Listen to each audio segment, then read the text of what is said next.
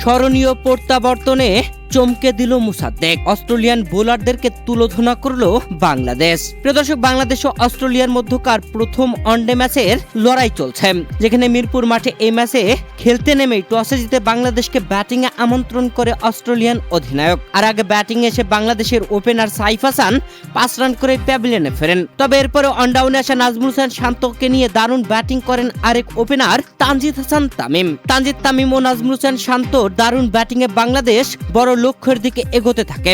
তবে Tamim half century করবার পরেই 54 রান করতেই প্যাভিলিয়নে ফেরেন। 44 বলে 54 রান করেন, 60টি 4 ও 1টি ছক্কায়। এরপরে আউট হয়ে যান তানজিদ তামিম। তবে এরপর আসা লিটন দাসও টিকতে পারেননি, 7 রান করে প্যাভিলিয়নে ফেরেন। তাওহিদ হৃদয় এসে সঙ্গ দেন নাজমুল হোসেন শান্তকে।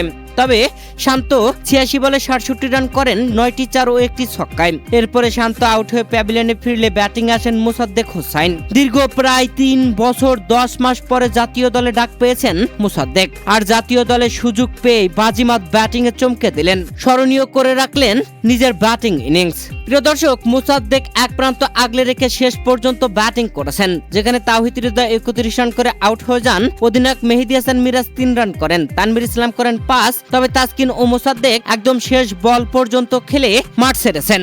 শেষ বলে আউট হয়েছেন তাসকিন আহমেদ। তাসকিন আহমেদ এই ম্যাচে অসাধারণ খেলেছেন, 16 বলে 20 রান করেছেন, 2টি 4 ও 1টি ছক্কা হাঁকিয়েছেন। অপরাজিত ব্যাটিং এ থেকে চমকে দিয়েছেন মোসাদ্দেক হোসাইন।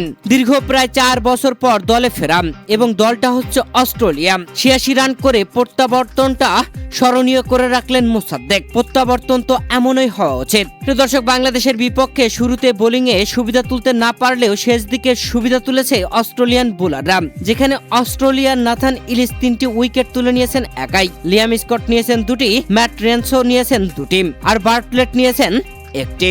প্রিয় দর্শক, বাংলাদেশ পুরো 50 ওভার খেলে 8 উইকেট হারিয়ে 284 রান করেছে।